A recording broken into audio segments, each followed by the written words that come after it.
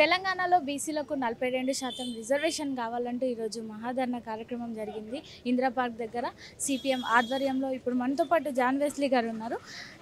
ఏందన్న ఈ ప్రోగ్రాం గురించి మాకు ఎక్స్ప్లెయిన్ చేయండి. ఈరోజు పెట్టిన మహాధరణ తెలంగాణ రాష్ట్రంలో రాష్ట్ర ప్రభుత్వం కుల గణన జరిపి బీసీలకు 42% రిజర్వేషన్స్ అమలు చేయాలని శాసనసభలో బిల్లు ఆమోదించి కేంద్రానికి పంపించింది.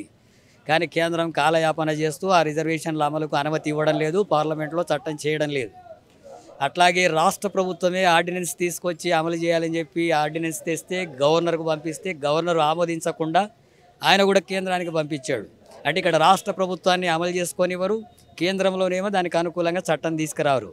ఆ రకంగా బీసీలకు 42% రిజర్వేషన్స్ అమలు చేయడానికి బీజేపీ కేంద్ర ప్రభుత్వం వ్యతిరేకంగా ఉంది. దీని ఫలితంగా స్థానిక సంస్థల ఎన్నికలు వాయిదా పడుతూ వస్తున్నాయి. సంవత్సరానికి 11,000 కోట్లకు పైగా డబ్బులు రాష్ట్రానికి రావాల్సినవి రాకుండా పోతున్నాయి. అట్లాగే బీసీలకు అవకాశాలు లేకుండా పోతున్నాయి. వీటన్నిటిని కూడా వ్యతిరేకిస్తూ కేంద్ర ప్రభుత్వం పార్లమెంటు సమావేశాలు ఇప్పుడు జరుగుతున్నాయి.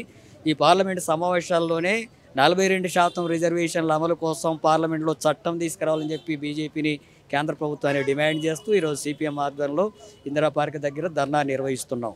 అలాగే బీజేపీ ఇక్కడ నాయకులు అంటున్నారు, కిషన్ రెడ్డి, బండి సంజయ్, మిగతా వాళ్ళు ఇక్కడ వ్యతిరేకంగా బీసీల రిజర్వేషన్లకు వ్యతిరేకంగా ధర్నా కూడా చేశారు.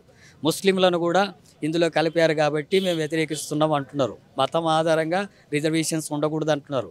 కానీ గుజరాత్లో బీజేపీ అధికారంలో ఉంది, అక్కడ ముస్లింలకు రిజర్వేషన్లు అమలు జరుగుతున్నాయి.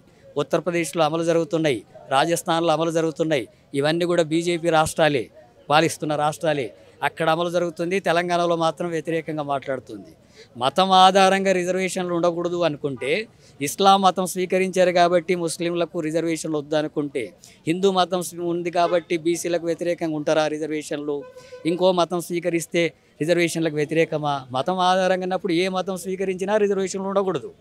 ఆ రకంగా ఒక మతానికి ఒక రకం, ఇంకో మతానికి ఒక రకంగా అనేటటువంటి వైఖరి కొనసాగడమే ఇది హిందుత్వ ఆర్ఎస్ఎస్ ఎజెండాలో భాగంగా మతోన్మాద రాజకీయాల్ని నడపడానికి జరుగుతున్నది.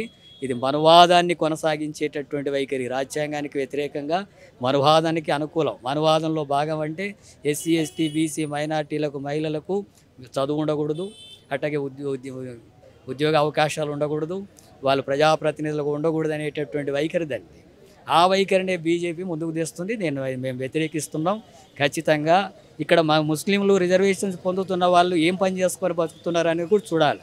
వాళ్ళంతా కూడా దూదేకుల వాళ్ళు, అత్తరు అమ్ముకొని బతికేవాళ్ళు, రాళ్ళు కొట్టుకొని బతికేటటువంటి వాళ్ళు, అట్లాగే ఎలుగు బంట్లను తీసుకొని ఊరూర్లు తిరిగి బతికేవాళ్ళు, అడుక్కొని తిని బతికేవాళ్ళు, సంచార జాతులుగా ఉన్నవాళ్ళు, అలాంటి దీన పరిస్థితుల్లో ఉండేటటువంటి వాళ్ళకు రిజర్వేషన్లు ఇస్తే ఎందుకు గడపమంట బీజేపీకి? వాళ్ళని మతంలో భాగంగా చూస్తే ఎట్లా? ఈ దేశంలో పుట్టారు కదా, ఇక్కడే వాళ్ళు బ్రతుకుతున్నారు కదా. ఇంత హీనమైన స్థితిలో బతుకుతుంటే వాళ్ళని అభివృద్ధి చేయడానికి రిజర్వేషన్స్ ఇవ్వకూడదని చెప్పేటే ఏం మానవత్వం ఉన్నట్టు బీజేపీకి? ఆ రకంగా మతోన్మాద రాజకీయాలు తప్ప మనుషులకు విలువ ఇచ్చే దృక్పథం లేదు, సామాజిక న్యాయానికి విలువ ఇచ్చే దృక్పథం లేదు. అందుకే బీజేపీ మతోన్మాద రాజకీయాలను వ్యతిరేకిస్తున్నాం. పార్లమెంట్లో చట్టం తేవాలని డిమాండ్ చేస్తున్నాం. కాంగ్రెస్ పార్టీ ఆర్డినెన్స్ తెచ్చి లేకపోతే బిల్లు పంపించి కూర్చుంటే కాదు, వాళ్ళు ఢిల్లీలో ధర్నా చేస్తున్నారు. కానీ ధర్నా ఏకపక్షంగా చేస్తున్నారు. కలిసి వచ్చే పార్టీలంతా కూడా కలుపుకొని, కలిసి వచ్చే సంఘాలనంతా కూడా కలుపుకొని ఉద్యమిస్తే కేంద్రం మీద ఒత్తిడి వస్తుంది. అఖిల భారత స్థాయిలో కూడా దీనికి మద్దతు ఇచ్చేటటువంటి పార్టీలంతా కూడా కలుపుకొని మద్దతు ఇస్తే అప్పుడు పార్లమెంట్లో కూడా ఒత్తిడి వస్తుంది. అట్లా కాకుండా ఏకపక్షంగా వివరించి మేము మాత్రం అమలు చేయాలని చెప్పి అనుకున్నాం, బీజేపీ అడ్డుపడుతుంది అనే పేరుతో వాళ్ళు మళ్ళీ దీన్ని దాటవేసేటటువంటి వైఖరి కాంగ్రెస్ పార్టీలో కూడా కనబడుతుంది.